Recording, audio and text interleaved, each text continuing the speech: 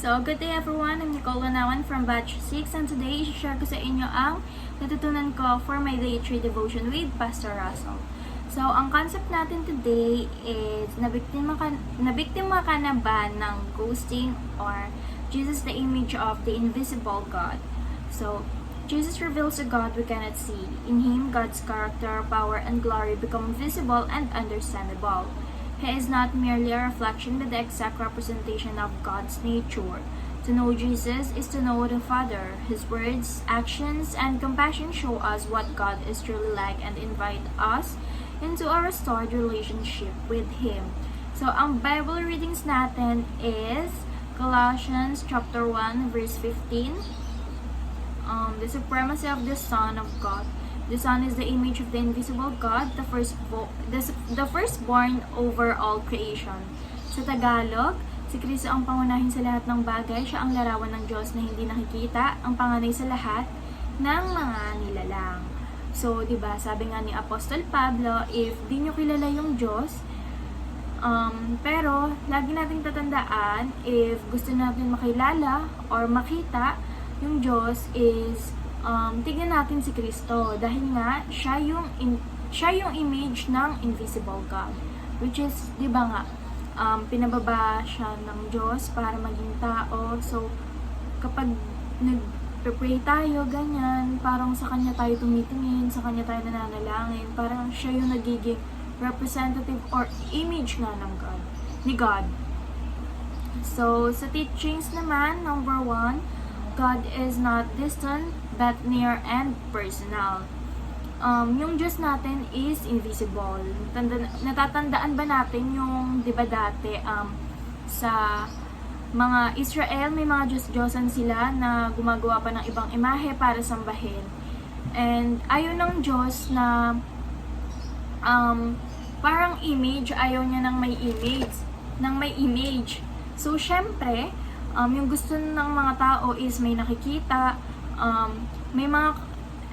may kautusan tayo sa 10 utos na huwag kang sasamba sa ibang Diyos maliban sa akin. So, ayan, kaya sobrang important na yung Diyos is bumaba sa lupa para maging tao, which is si Christ. Ayun, kasi nga siya yung nag-represent kay God. So, ang next naman is, number 2, God is not passive, but active and relational. So, sa relationship, kailangan natin i-develop yon. Kailangan natin ng effort na gumawa ng relationship with God. Kasi hindi naman nabubuo agad ang relationship with God. Kailangan mo talaga ng effort. Kailangan mo magbasa ng Biblia, kailangan mo manampalataya para makilala siya ng lubos, para kumonek sa Kanya. Kasi si Lord, naghihintay lang yan. Naghihintay siya na tawagin natin siya, na sumampalataya tayo sa Kanya, na papurihan siya. Ayun, gusto niya ng relationship with us. Kaya niya nga sinugo si Jesus Christ. Kaya kailangan natin makilala ang Diyos sa pamamagitan ng pagbabasa ng Bible. So, number 3 is God is gracious, loving, and sacrificial. So, kung hindi nagkatawang tao si Jesus, hindi natin ma-realize na gracious si Lord, mapagmahal, sacrificial. Kasi nga, di ba, hindi nag-work ang relationship kung walang nagsasakripisyo. Pero, kapag, di ba, bumubuo tayo ng relationship with God, kasi nga, kailangan nating bumuo ng relationship with God kasi nga, nag-sacrifice siya para sa atin. Even after sobrang ang dami nating kasalanang nagawa, ganyan, bumaba pa rin siya sa lupa kahit alam niya magsasakripisyo siya para matubos tayo sa mga kasalanan na nagawa. So, applications, asking myself, number 1, am I still in love with God? So, syempre, for me, nag-uumapaw yung heart ko, nag-uumapaw ako na pasilamatan si God, paglingkuran si God dahil nga sa kagaya ng sinabi ko, nagsakripisyo siya para sa atin. So, parang tinubos niya tayo sa kasalanan na ginawa natin, sa kasalanang hindi naman siya ang may gawa, pero tinubos niya pa rin tayo, nagsakripisyo pa rin siya sa atin. So for me, kung tatanungin ako kung mahal ko pa rin kung mahal ko si God, yes, I would say, I would loudly say that I love God. Number 2, am I still committed to pleasing Him?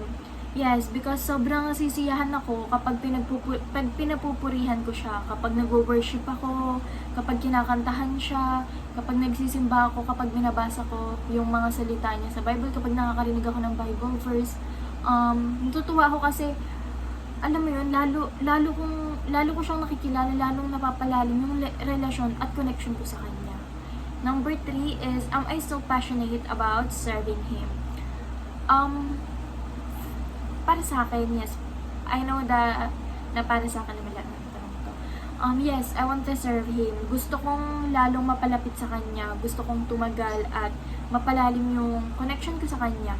Kasi nga, gaya na nasabi ko sa first and second question, He sacrificed His life for me, for my family, for my friends. He sacrificed everything. He sacrificed His life for us. So, kung paulit-ulit akong tatanungin ng mga question na to, uulit-ulitin ko rin yung sagot ko na masaya akong sabihin na yes, I love God, I'm willing to sacrifice, I'm willing to serve Him, I'm willing to read Bible, I'm willing to worship Him, I'm willing to napapurihan siya everyday, ganyan. So, ayun lang po ang natutunan ko for today's devotion. Thank you for listening.